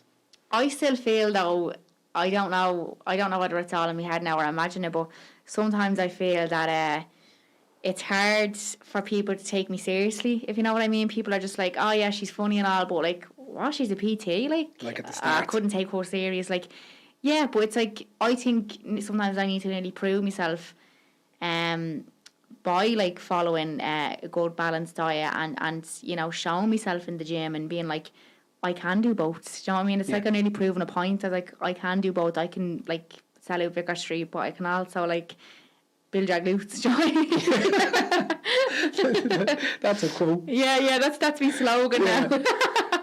Speaking of quotes, I know you've got into a few films and stuff like that. Me back box is brutalised. Oh, Jesus. I remember when the time that movie was out, Deadly Cuts, and I'd be walking down the road and like someone would just scream at me, like they'd be like, yeah, gizalaugh, is it? My back box is brutalised. So like, oh my God. Brilliant. But you're nervous doing it, and then obviously reading the script, I'm sure you probably read that one line and just thought, you know what? They contacted me through my gizalaugh Facebook. Rachel Keary, who was the writer and director of the movie, she's like, hey, and now I get a lot of messages, you know, people doing student films or whatever, like looking for me to take part or whatever. And I have an acting background as well. Like, I've done an acting course as well. Like, oh, Jesus, I've fucking loads of shit under my belt, I do. It's like I want to have a plan A, B, C, D, E, F, G. But just in case. Just in case, yeah. But I did always, like, really like acting as well. But, you're a good actor. Sure, like, me videos, I'm acting in my videos, you know. If I was a shy actor, people wouldn't be taking me seriously. But I got contacted by her. She goes, hey, we're doing a movie. It was called something else at the time. I forget, Cutters or something like that. But she was like, we'd love for you to audition for one of the roles. And like, I just kind of didn't really think anything of it. And then she was like, she told me how much the budget was, right? And it was 7 digits. And I was like, I'd be I'm sorry. I was like, fucking hell, this is serious. Like, if that's what the budget is, like, they've obviously got like a big... this is going to be a big production, like this is going to be a big movie. So I went in for the audition and I was one of the main roles. Have you seen the film? Have you? Yeah, so I was right auditioning. there and then you're 80%, 20% just tipped. 99.9%. I auditioned for one of the main girls. Who was it? I think her name was oh God, I forget now, but basically it was the one who had a bad relationship with a man in the movie. And I didn't get it, but they contacted me then and they goes, look, we have another role for you that we think you'd actually suit perfectly. Yeah. I think Lindsay was the name of the character. And and when I read the script, I was just like, oh yeah, this is why they picked me. And the whole Shanto kind of character came into it. Yeah. But and then it was a great production. There was a lot of Irish stars in that there was, and like. And would you get starstruck or like that, or you know, I'm going to jump in the deep end? Pauline McGlynn, who plays Mrs. Doyle and Father Ted, she was in it. A couple of love-hate actors. trying to think who else now, but it was very well run. Like, you were getting picked up at like 6 a.m, brought out to the studio, like, you know, full like canteen craft service. Like, or if you were standing out in the cold, there'd be someone running over to you with a jacket. Did you get your blue M&Ms? Yeah, got me blue M&Ms, yeah. And but you know what, right? And I'm not stroking my own ego here, but I didn't think the film was going to do as well as it did. Not because I thought it was going to be shit, but because Irish films in general kind of get looked over, don't they? Yeah. So it's an easy watch, though. Yeah, and it was like it's an easy watch. You could watch it by yourself. And there's not like it. There's not like it that came out. Well, obviously the Snapping On, but there's never been a female-led comedy like a chick flick. So it was supposed to be out the summer of lockdown, and then obviously that went tits up. Like, because we actually filmed it. That's what I was going to say. When did you? During the course, I was doing the course, the PT course, when we were filming it. Yeah, so that was in November, and I was still doing the course at the time, and basically, it didn't come out for about a year. It didn't come out till last summer. No, actually, was it just? I think it was February or March just gone that the premiere came out. It would have been, and fair play to you, juggling. Yeah, like juggling everything. And I was well paid for it as well. Like the day rate was brilliant. Like, and to make that much money as an actor in Ireland, like doing a job, like you kind of need to be doing like TV ads to make a good income from acting in Ireland. But yeah, that came out. We went to the premiere and all. It was good crack. But what was it? I had released. They sent me the video of the trailer, and they were like, "Hey, Enya, if you could just release the trailer, like it's going to be coming out in a couple of months." And I was like, "Yeah." So this was just before Christmas, I think. And I released a trailer on my Gizalaugh page, right? Didn't think anything of it. Oh, I'm in a film, try go see it if you get the chance. It like got 10,000 likes in a day. I think I got like over 100,000 views. I was like, oh my God. And like everyone was tagging their friends, we have to go see this, see this. I was like, it was brilliant to see. And like they even emailed me and they goes, oh, Enya, like you don't understand how much after blowing up, how much that means to us. Yeah, how much awareness that's created. Like they got that for free, right? Me putting on that page, you probably spent fucking thousands on ad campaigns. Yeah, the majority of the people that turn up to the cinema probably because they see my video on Facebook. And I wouldn't mind that. Me back box's brutalised line is. I think it's in about 10 seconds into the trailer. That's what dragged people into the cinema. Yeah, like, that's what got them. I think they actually have that one-liner in the first 10 seconds of the trailer. I think I actually know the trailer you're talking about. It's I'm sitting in the hairdressers, Yeah, oh girls, posh fella, back box is brutalised. But you hear that line, when you hear that line the first time, you double take on it and you laugh, and depending on where you are. But I think it's a cracker. Yeah, it is, and that's all people say to me. But at the premiere, like, I think there's going to be hopefully a TV series is going to come out of it. Like it's got loads of potential. It was mentioned, so I've yet to hear more on that. But I hope to have my own TV series in the works in a couple of years. But that's definitely my next goal. Like, I think you've said that a few times. There's a passion there for that, isn't it? Yeah, that's definitely it. Can you see the route? Can you see what direction you're hoping to? I definitely know a lot of people in the industry to put me on the right path. So it's sitting down with them and having coffees and like talking about, right, what do I do with this idea? Where do I go? Because I wouldn't really kind of have a clue in that sense. Yeah. I just go to them, here's my idea, tell me who I have to get contact with. Take steps forward, just take steps forward. And before I go on, so we said it before, Johnny Larkin, now's your opportunity. Give Johnny a bit of stick for me, will you? He's well overdue. I was out golfing at Mun, or pitching par 3 on Monday. Gave the poor lad a spanking, so we'll hit him while he's down. That fella is just like, I was just like, you couldn't be a chewer. You're too easy going, you are. Like, he's just like, I am a chewer. And like, when he started speaking in a Welsh accent and all, I was just, that's where he's from, Wales, isn't it? Yeah. Is he from Wales? Yeah. No. Is he not? Where is he from? Just North Manchester, isn't it? Is it Manchester? I thought he was from Wales. Wales, though. He'll like that one. I was like, you're like a child trapped inside a man's body. Like, he's just like... He's still like that? Yeah. Oh, he's just a big man-child, he is. Like, he's just so funny. And very relatable as well. I know we use that word a lot, but he is. He's good crack. Larkin as well. Larkin was like a wizard when it came to the tutoring, like literally. Yeah, and he used to rub his beard while he was telling you as well. Like he was like Gandalf, he was. But no, they were actually two great tutors, and you don't want to kind of go into a class and like be afraid to speak or anything. Do you know what I mean? So like they were very approachable. That's what I loved about them. But actually, do you know who I remember was in my class? Gary Cully, you know, the boxer. Gary's in here next week. Is he? Yeah, he's coming up in the ranks now. He's doing very well. Him and Thomas Carty. The two of them, they both done the course. Thomas done it in here in the academy, and Gary done out in Tala. Again, he had a great relationship with Johnny. But Gary's in here I think he might be doing a podcast in here next week, and Thomas. So they'll come in. We'd get you to jump in, have a fucking chit chat with all of us, yeah? Yeah, that's amazing. He's flying though, isn't he? Because I remember Gary was telling me he had to do the course because he needed to be qualified to teach other people how to box. I think that's why he got into it. And then, like, yeah, you're seeing him on undercard, like these mega undercards and all like that. Like, it's brilliant. It is great to see. Like, and he's like, the fitness industry is so small. Gary's training out with the lads in Unit 3. So Gary Morehouse, and then Gary actually used to be a tutor of ours as well, and obviously still great friends with Image and stuff like that. And Gary on your course, and then Gary Morehouse, tutor, and there's a few of the lads out there and girls. Lily, I think, is out there as well.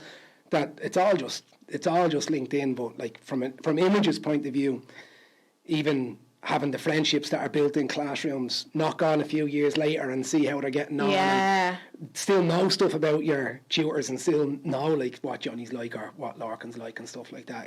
That's why we still do what we do, because it works. The blend that we have, and you know, I'm lucky enough to say I'm an owner, even though it's not the way it is. We've no it's no hierarchy in Image or no ego in Image, but we are blessed with the team that we have. Like, we're blessed with our tutors, but like the team, Adam there, Aaron, everybody else, like, we are blessed. It allows me and Simon to be able to make easy enough sort of decisions because they've got the passion there. So although Johnny's, you're saying, jumping around like a child, but relatable and stuff like that, it's because he's comfortable in his own skin doing it, and they're the qualities we see in the likes of a Johnny or the likes of a Larkin, and we know what, you know what, that's the best version of them that's going to be the most relatable to the students. That's what people remember most about it, you know what I mean? They remember like the relationships they built with the tutors. They're still there. And how approachable they were and stuff like, and like when you put me and Gary in your Hall of Fame now, your Image Fitness Hall of Fame. We were just talking about doing it on the stairs. Were you? Yeah, definitely, yeah. Yeah, I swear to God. And Johnny will be number one, won't he? Johnny just got tutor of the year in the last grad. So that was a long time coming. During lockdown, like, Johnny was a godsend. Now, everybody obviously had to put in the work, but during lockdown, like, we were, what was it, 19th of March, I think? Was it the 19th? Around the 19th of March when they just said, like, you're done, everything is locked down, wasn't it? Around the 19th, I think. Yeah, it was actually Paddy's Day. It was Paddy's Day, that's when they shut it all down. That's right. I was on my brother-in-law's stags in Carlingford, I think. I think they might have got the last night out for about 2 years. And long story short, we were told, right, lockdown, we had courses due to start a week later. Oh, panic. Around the whole country, yeah. Squeaky bum time. 100%. It was emergency Zooms with me, Aaron, Johnny, Simon, right, like, we need to make quick decisions here. Long story short, we decided, right, we're going to have to start putting some stuff online, not a video. And this is me being honest, like, it is what it is, not a video to create. So I was like, right, Johnny, me and you in the academy. Johnny was driving from Mullingar.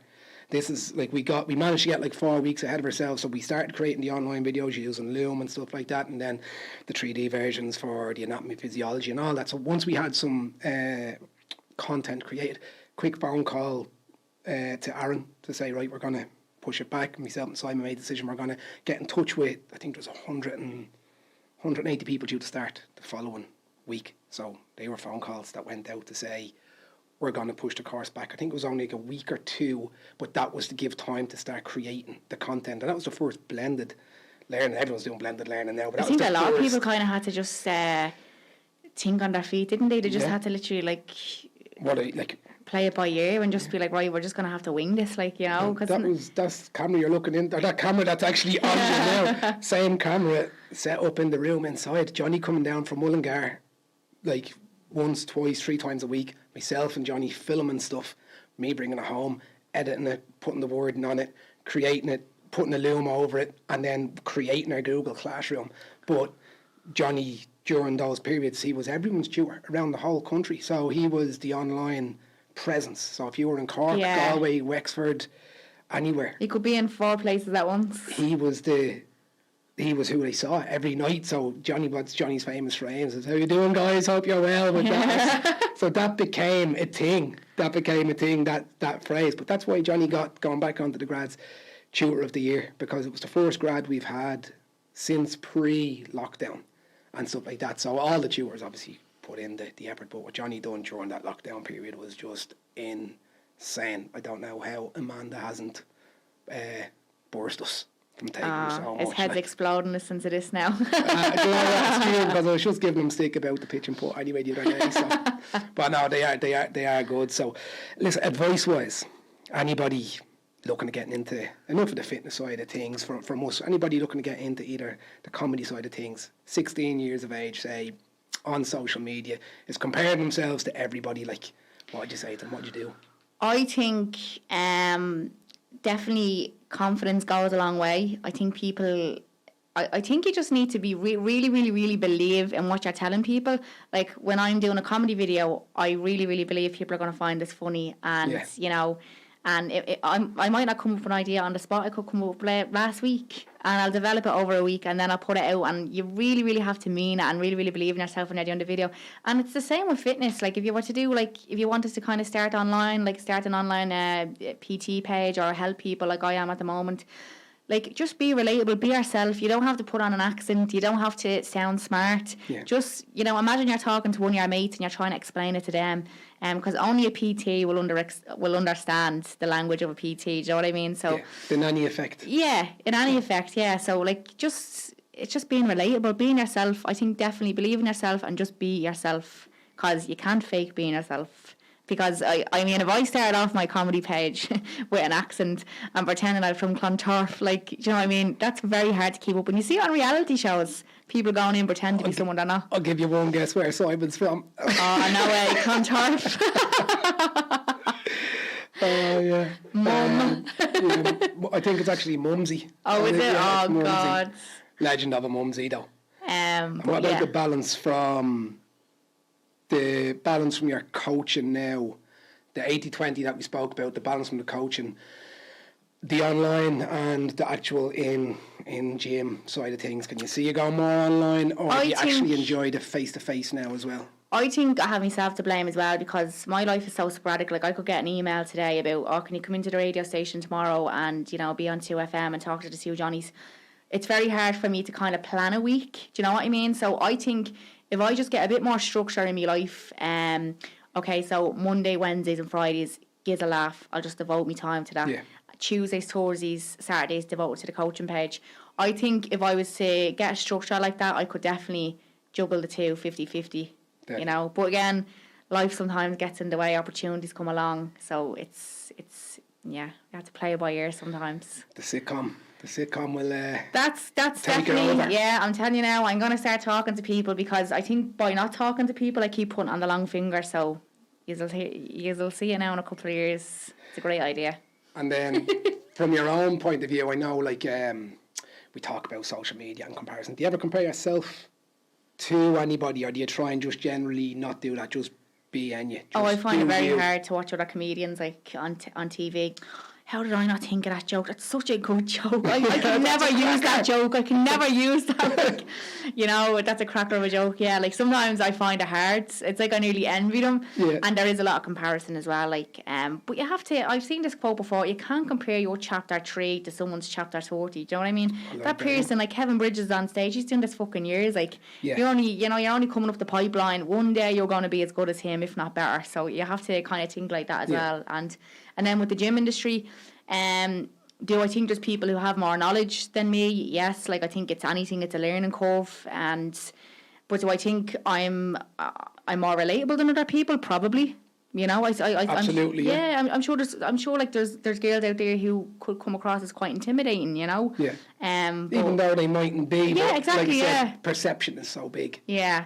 So I think, I think. Definitely with the comedy, like, I'm always comparing myself. But I'm in my own league, and I think everyone has their own niche. Every comedian has their own niche. Yeah, I think comparison.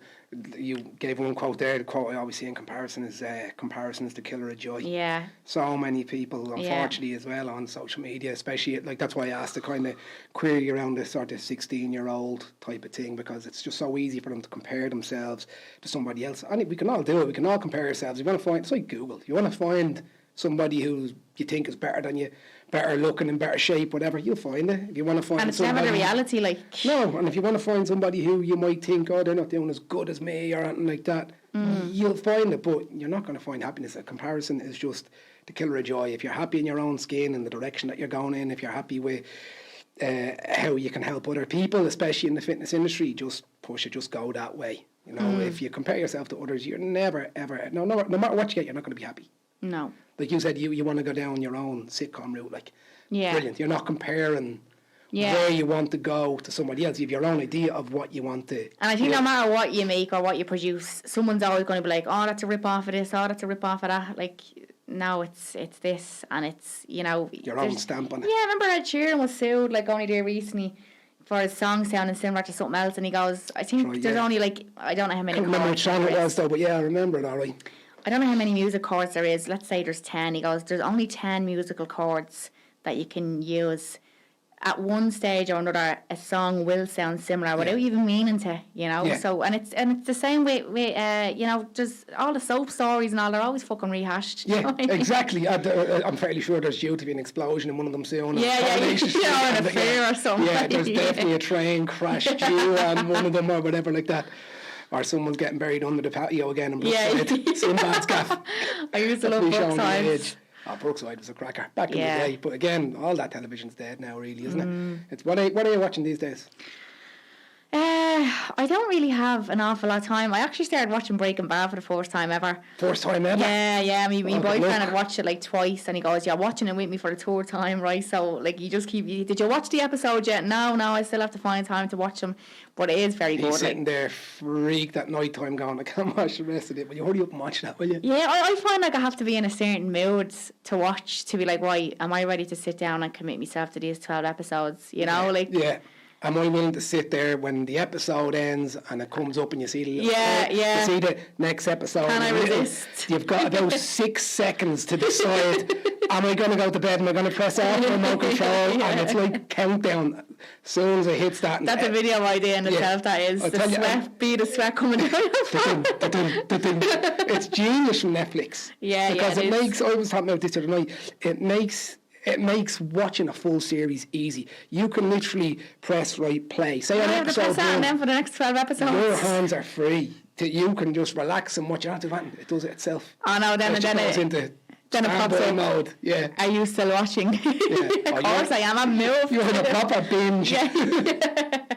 So Breaking Bad. Yeah. Nice. Ozark. I watched Ozark. I didn't watch the final season yet, but it's not bad. Yeah, have you seen it? Yeah. No, the boyfriend had seen it and he said, I won't say but I was a bit disappointed, and I was like, oh, well, now I'm definitely not going to fucking watch it. No, I started watching Bridgerton. Did you? Yeah. I watched the 4th season. I haven't watched the second season. Yeah, I know. Filth. Oh, all the 50 Shades of Grey fans are betting through the air. Yeah. Lovely. 50 Shades of Bridgerton. The women are worse than the men these days. And what about travel? I see New York, Dubai, Oh yeah, and that was only before April. Yeah. But you know what? Like I was living a very luxury lifestyle. Well, I got to be able to go over to Dubai because of the comedy, and that was a great opportunity. And then New York, we went over to visit his friend. I got that for his 30th birthday present, and I've nothing booked now. But yeah, I'd love to go on like maybe a little sun holiday during the summer. But I found like that I was just kind of like drinking and eating what I wanted when I was over in Dubai, New York. So I put the head down now, and I'm just trying to like. Yeah, you have to be able to as well. You do. You have to live as well and make memories. So I'm just trying to like in the middle of a recomp now, and I'm actually documenting that on my coaching page. Deadly. So yeah, hopefully I get like a weekend away or 3 or 4 nights away during the summer. New York? Yeah, that was my third time there. That was. Okay. Yeah, I love that I do. It's very expensive in terms of like Ubers and that. Yeah. Because I went on the subway the first time I went and never again. Why? Oh my God, there was a fella on it and he had no top on, right? And he was just like, because the health system over there, the healthcare system is so bad, like they don't support anyone, like you're literally on your own. Yeah, there's no free healthcare whatsoever. So if someone has like a mental illness or like they haven't got like the proper care, like they can't go into a home, they can't afford it, they're just homeless then, and like they were on the subway, and like they're different like to the people in Dublin, like homeless people in Dublin, like they just kind of have you got €1 and that's it, but like these are like proper aggressive in your face. I know you have money, I know you have cash, and they're cornering you in the subway now. I was like, never again will I go on that fucking subway. Oh, I feared for my life. I actually thought I was going to die. So we just got Ubers everywhere the last time we went in March. We went for Paddy's Week. And Uber budget needed. Yeah, like, and the good thing about Uber is no matter how bad the traffic is, like the meter won't go up. You just agree on a price. Okay. But it's like fucking €50. I've never got one. Have you not now? That's all people use 50 over there. quid a trip. Yeah, and it'd be only say from like visualise you're living in Dublin now, from Tala to like Ballyferm, it'd be like $50 just because you'd be stopping and starting in traffic, and they'd know that. Do you know what I mean? So they put the fare up before you agree to it. No way. Yeah, it was very expensive. Yeah, oh God, I think that's where most of our money went. I remember getting to by the end of the holiday, I was like, how did we spend so much money? Like, Start renting bikes. Yeah, that's what you need to do, them city bikes. Well, I was in New York. It was my brother's 24th. My brother's he's done drama and stuff and done a bit of acting and stuff like that as well. So when he was 21, we got him the tickets to go and see Phantom of the Opera in Broadway. And I remember being over there, and by pure fluke, it happened to be Super Bowl weekend, and the New York Giants were in the Super Bowl, and they actually won the Super Bowl. We were watching it in Times Square in New York, and I think it was, I can't remember the fellow who threw the final pass, because I'm not that Tom Brady, was it? No, it wasn't Tom Brady. It was Manning. I think it was Eli Manning or something. I think it was Manning anyway. Threw a final pass. Anyway, the New York Giants won the Super Bowl while we were in Times Square in New York. Place went my God. mental, all emptied out onto Times Square, news cameras everywhere, and the news cameras straight up into my face. Of the 10,000 people in York started asking me about the match. I was like, talking to the wrong person. I think he was offside for that one, to be honest with you. My fella got mad into NFL, he did, because his friend lives in New York like the past 10 years. And like, he just watches every sport going. F1, snooker, NFL, football. You're going out with Johnny. Oh yeah, it really is. Snooker, Formula 1. Yeah. If you looked up testosterone in a dictionary, there'd be a picture of him. Like, do you know what I mean? Like, it's just every sport going. But yeah, we actually went to see an NFL game the first year I went over. It was great. It was like, there's this thing called tailgating where everyone, because they're very long matches. Like, do you know what I mean? Like, they're fucking 4 or 5 hour matches. You're pulling up into the car park, and like, there's just loads of people out there with barbecues, and you're just getting pissed at 9 o'clock in the morning before you go in to watch the match. Robert looking at you just go in for the last quarter. Snooker. You go in for the last quarter. That could be like anywhere from like, because they keep starting the game, like, so 15 minutes turns into like 45. Do you know what I mean? Yeah. It's a great city though. Yeah, it is. I've only been twice, but I love it. I love that sort of high price. Same as London. Like, I like that. The hustle and bustle, I don't know. I enjoy driving around London. Remember, like, renting cars and driving around, having the U-turns on one-way streets and stuff. Oh no, I wouldn't be. This is for Image. This is when we were setting up courses over in London for Image, and with Simon, and I think at the time it was Kev and Sinead in the car. So 4 of us in our little rented jammer, going up cobblestone streets, one-way streets in London, having to do U-turn. Enjoyed it. Weirdo like that. Memories. Enjoyed it. Yeah. Never been to Dubai though. It's the place to go though, isn't it now? Yeah. That's where you see a lot of these like fitness influence going. They're able to make a living. I won't get into the hear about that whole porta potty thing, did you? No, but go. Oh Jesus, right. So there's obviously there's a lot of women that are going over, like you know, like these models, well, these Instagram models. I won't actually say, well, basically, there's men, obviously very rich men who live over there, you know, princes and stuff like that. I think I did hear that. And so basically just porta potty, that's what it's called, right? So these women literally are going over and letting someone have a berry on them. Yeah, and then among other things, like fucking doing mad shit with animals and all, so they can watch, I swear to God, and they get paid X amount of money. This is actually after being exposed. This has gone on a couple of years now, yeah? And that's what they're... Like, people are just like, how is she living in Dubai and she's only selling fucking perfume? Do you know what I mean? Like, how is she, like, in an apartment like that? How did this all get exposed? To, like... Obviously, like, people who were involved and it just came out and admitted it, like, and, you know, word got around, but absolutely mental. So you have to question as well, who are they surrounding themselves by then? Because, like, fair enough, if somebody makes, say, a wrong decision or shit decision, a terrible decision or whatever like that, they have to have friends around to go. But that just goes to show, that just proves again how, like, people are living their life through social media. Like, there's some 19-year-old probably some 18-year-old probably looking at that being like, right, I don't have any hope, I've never went to college, I have a shit job at the moment working in retail and I'm not happy there, so maybe I'll just go over to Dubai and let someone shit on me and I'll get 100,000 followers, I'll get loads of plastic surgery done, and I'll get a nice nice apartment. I don't need anything else then. And I'll make people think I'm happy. Do you know what I mean? On Instagram, people are going to think I'm happy, and they're not. They're like, do you know what I mean? No, I've spoken to a few and stuff like that, and deep down, They're not, and if you ever, you listen, you've probably spoken it 10 times more the amount than me, but any that I do get speaking to, it's like this, it's off camera though, and it's, like I said, I'm not on social media, so when I generally interact with somebody, it's just a normal conversation, might be around a coffee or something like that. They are behind the facade of what social media may be. Yeah. They're not like, they're normal, but there's a lot of them are struggling, like, and you'd kind of... And you wouldn't think that. You think, oh, someone with 200,000 followers must be worth a mint. But they are normal people Yeah. as well. But I always say this, because like influencers or whatever way you want to do it, they get an awful time. But some of them are grafters. Like you're a grafter. You're after being saying, like, you were willing to do the €100 a week internship while you're balancing this, doing a course, so you're grafting. And some of that was like, influencers- I was doing that internship, €100 a week, while working in Extravision. Like, so I'm going waiting to home take the leap then. at 6 in the evening and then working until 11 o'clock at night in Extravision. I used to be fucking bollocks. Like, You know, but I think a bit of credit, I'll give a bit of credit to some of the likes of the influencers. Some of the more prominent ones now, even that, like, we probably know a lot of the same ones. It's 24/7. Oh, They yeah. cannot switch off, like, 2 phones. content all the time. Like, Yeah, and that's graft. Like, there is party that just has to go, do you know what, whether some people do like you, don't like you, do like what you do, don't like what you do. And you're putting yourself out there as well. Yeah, you're putting in a shift there.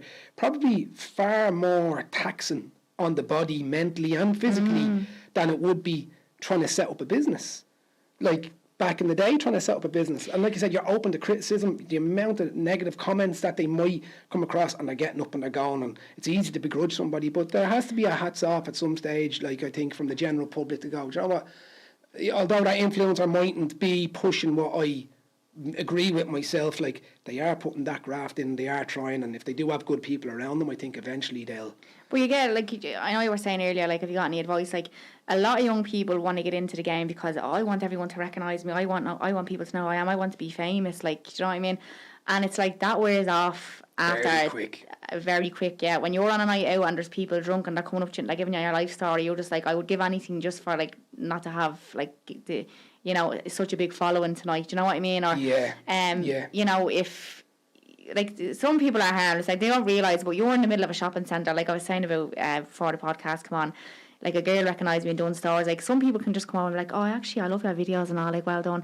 And then other people are like, oh my God, are you that one gizalaugh? And, like, about 10 people turn around, and it's, like, very embarrassing, do you know what I mean? Yeah. It's like, when you're an introvert, you're just like, oh my God. Yeah, you have 2 pizzas, a bottle of Coke. Yeah, It's yeah. just a comfortable night. Or sometimes people come up and they shove a phone in your face. Me ma, I love you, will you say something funny? And it's just like, it doesn't work like that. You don't just put a euro with me and I dance. Do you know what I mean? Like, so, like, that wears off very quickly. Yeah, some people want fame, For the and wrong they're reasons. mixing that up with success. Yeah. Like, I always, like, I love talking about this sort of stuff, but, like, fame and success and how you measure it, and, like, it's how you measure. What is your measuring stick for success? Like, if you were to, like, I think you're successful, but I can also see that you want to continue down that road for the right reasons, and how you're measuring success is you ultimately want to help people that are seeing themselves in you at some stage and saying, I've felt like that before, and that's where your success is going to go, from the fitness side of things and your results, and then you're obviously successful from the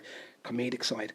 But some people just want fame, and they think fame will bring success. Like, some people, do you measure yourself by, well, I'm happy when I go to bed at night, I'm happy, or I'm financially secure, or is that your success? Do you know what I mean? Yeah, I think success is like the goals that you have, and then you're lying in bed at night thinking, how am I going to achieve these, rather than just being like, one day it'll happen. Do you know what I mean? Yeah. Like, I definitely think I would love to be anonymous, but be able to go on stage and make people laugh, but I know that's not part of the job. Do you know what I mean? I have to stay relevant. I have to, like, let people know I still exist. I have to keep pumping out content to attract new people in. Do you know what I mean? Yeah. It's part of it. Yeah.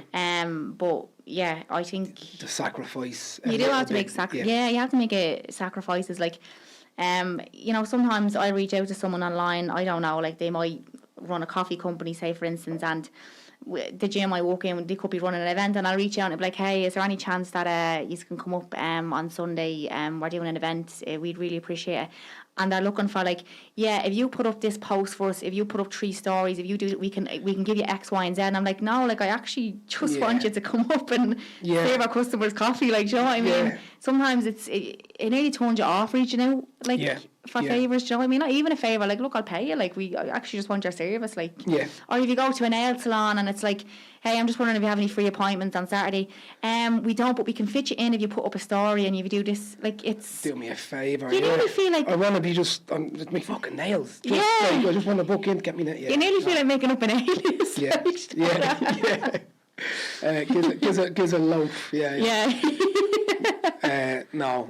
I could, me personally, I couldn't deal with it anyway. I don't think I could deal with the likes of fame or anything like that. Like, success depends on, like I said, what your measuring stick is.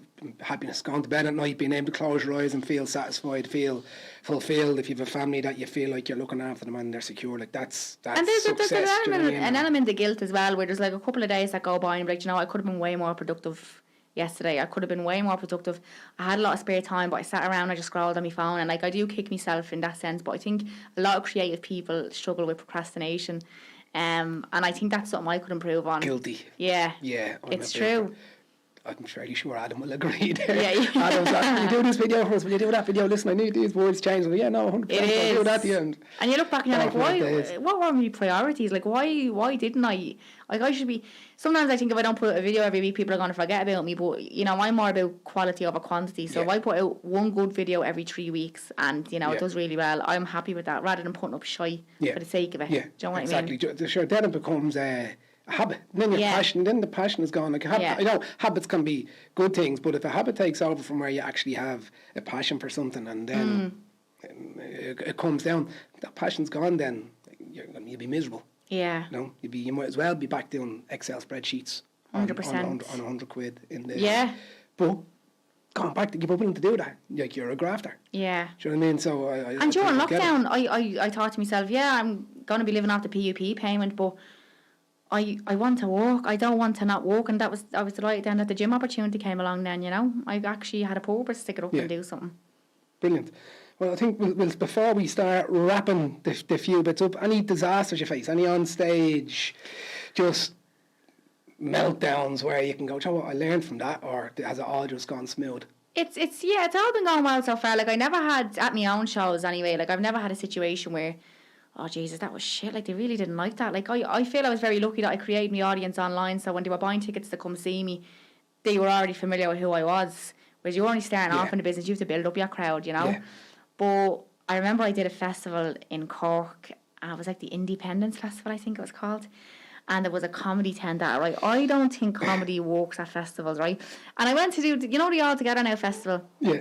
They had a comedy tent at that, and that was packed, that was. I went to that, and it went down really well. It must have been like about 300 people in the tent.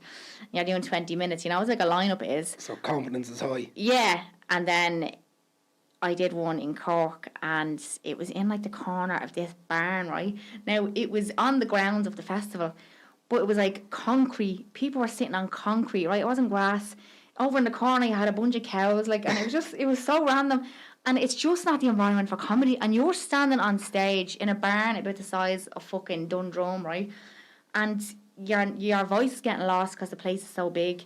It was just awful. It was the first time I ever came off stage and I cried. Really? Genuine Genuine tears? I was like, that was horrific. I've never felt so low. I'd say probably 2 people max knew who I was. People were getting up and walking. How long into walking. your career was that? That was about... I'd say that was about 3 years ago now. That was a while ago. Like, but even today, if I was to do that, I think the same thing still would have happened, because people were just getting up and walking out. They hadn't a clue who you were. Like, do you know what I mean? It was just an awful environment for comedy. They don't care. You're expendable. They don't care if, like, they get up and walk out and it looks rude. They're never going to see you again. Do you know what I mean? There's no respect or anything. And it made me learn never to do anything like that again. And I went to do the All Together Now festival, and I knew that was properly well ran. And I had spoke to comedians who had done it before, and he goes, "No, like, that's a really good setup. Like, you'd be grand there." But I'll never do anything like that again. Like, I got €400 like to drive from Dublin to Cork. And I'd nearly give them €400 to just erase that memory. Yeah. It was awful. And I had a big fight with my boyfriend in the car on the way home. Oh, no. Why didn't you just engage with the crowd more? I was like, what, the whole 5 people, Gareth? The whole 5 people? Oh, it was definitely your fault. Yeah, Fault, yeah. So I was just like, you will never understand what it's like to be a comedian until, like, that is when you're driving home or like you're questioning, is this the career Is for it for me? me? But you can't compare that. Like that is like literally like bottom of the barrel. Like you wouldn't get fucking you've Kevin Bacon doing experienced it. something. Yeah, and you know what? It gives you a thicker skin. It does like. Yeah. I'd say you have to have a thick skin though, do you? Yeah. Any hecklers? Sometimes, like, the likes of Vicar Street and all, when people are in the dark and they're down the back. You're looking out for Will Smith. And and they can't see, and you can't see them, like, they get a bit cocky. I've never had any heckles where, like, it's been bad, like, you're Good. fucking shite, do you know what I mean? Yeah. Sometimes you just get people trying to get involved in the joke, and I'm like, oh, anyone ever been to Lanzarote? Yeah, it's a fucking rip-off, you know, stuff like that. Yeah, you where don't they try mind to that just as get much, involved. Yeah, and then, you know, and then sometimes I just take the piss out of people in the front, like, but it's just... I haven't had any bad experience, but I know that in the pipeline I am prepared for like stuff like that, because I know it's not all going to be smooth sailing. Yeah, listen, it's graft though, isn't it? Like, remind me not to sit in the front. Yeah. These poor alloy brows will get slaughtered. Nothing I can do. If I didn't plug them, they'd just be one across the worst unibrow you've ever seen in your entire life. I'm not even joking, you have pictures there. And Aren't you lucky? It was only until I actually started going out with a beauty therapist and 18 years later, it took about 10 years into relationship to even get rid of it. Really? Oh yeah, brutal. Anyway, before we wrap up, a few favourites. Favourite film? Goodfellas is probably a Cracker. favourite. Yeah, love that movie. I do. Definitely one I've watched repeatedly. It just never gets old. Yeah. I'd say that's probably up there in my top 3. Yeah. Definitely stop. It's like what we said about Faulty Towers. You're flicking through on a random Tuesday night and you see it popping on. Yeah. I know, even if you don't watch the rest of it, you'll still get a good. No matter how many clip, times you've yeah. seen it, you'll still find it as good as the first time. Yeah, You know. deadly. Favourite music? As an artist or like music in general. Artists and then songs. Like. I really love Dua Lipa. I really like her. In terms of old school, I love like Fleetwood Mac and stuff like Kanye West. I love his old stuff. His old stuff's brilliant, yeah. Genre, you know, because I'm in the gym all the time, like it's proper house music all the time. So Old school house or like the Ibiza style house? Yeah, so like I love putting on SoundCloud and like listen to like the current Irish DJs and all like the stuff that they're putting out, like playlists and that. And I love old school as well, like 90s and all that, you know. Yeah. Yeah, I love all that. I used to a bit of Sandstorm and all that. Yeah. It used to be great for spin. I used to teach a load of spin classes and total fitness, and 70-80% of my entire spin track was you'd know the DJ's Irish DJ. He has an old school Euphoria album. Al Gibbs, is it? No, it's not. I think it was before Al Gibbs. Anyway, it was a Euphoria old school album that I used to just press play on, and there was about 8 songs in a row that were just brilliant. And then I'd throw in like Dirty Dancing and I'd mix up the So your favourite film is a Dirty Dancing? Favourite food? I love Italian food. Nice. Love Italian food, yeah. Creamy pasta or tomato pasta? Tomato-y. Like anytime I go abroad, like I just stick to like, you know, bolognese, pizza, like safe foods. Like I just have a fear of getting food poisoning on holiday, like so. Back on to Johnny Brown for 1 second. I'll give you one guess what his favourite food is. You didn't mention him, but it's an Italian dish. What is One it? guess. Tortellini or something like that, is it? A lasagna sandwich. Johnny, see when we were over the Fucking main can't see. Johnny will get.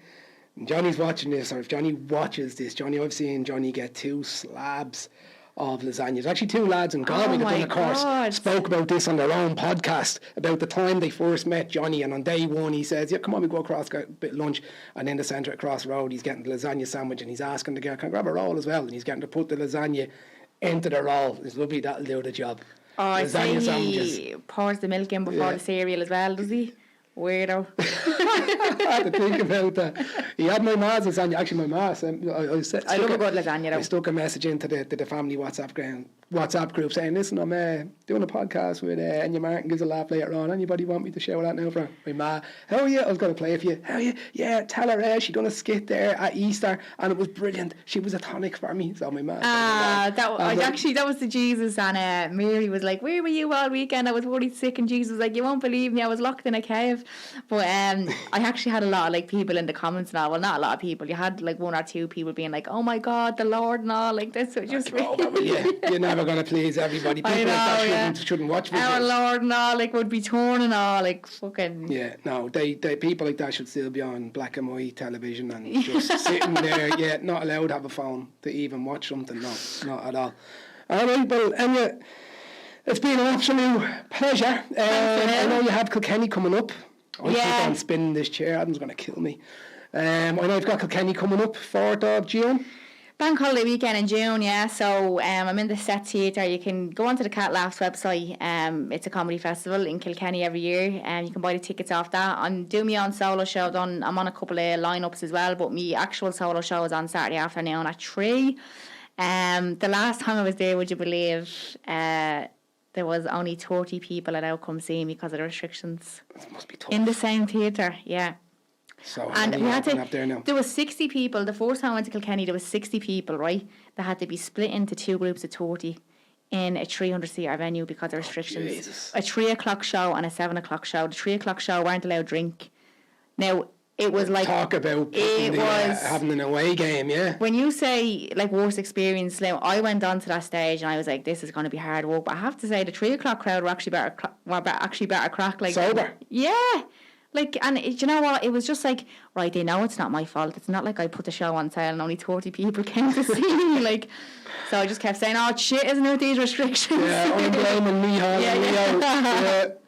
But no, it wasn't as bad as I thought it was. So Kilkenny on the 4th. Yeah. When is the sitcom? Because I'm going to need to text you. 2 years? Well, it's still in the baby stages yet, but we'll give it a 5-year plan. 5-year plan. So within 5 years, I definitely going to have something on TV. Right. Any more films in the pipeline, hopefully? Not yet, no, but I hope so. I'd love to do more of that. That was a really good experience. Yeah. And I definitely think it's boosted my profile a bit. Definitely. And being in the movie, aside from if my back box is brutalised, doesn't that's going to be putting my head down, yeah. Yeah, I'm not sure what. Her back box was finally too brutalised. Yeah, that's what my headstone's going to say. Brilliant. Well, listen, absolute best of luck. It's been a pleasure chit-chatting with you. Delighted that you're actually using the qualification and working in the industry. And yeah, absolute pleasure. We get you back on again, and the very best of luck with anything.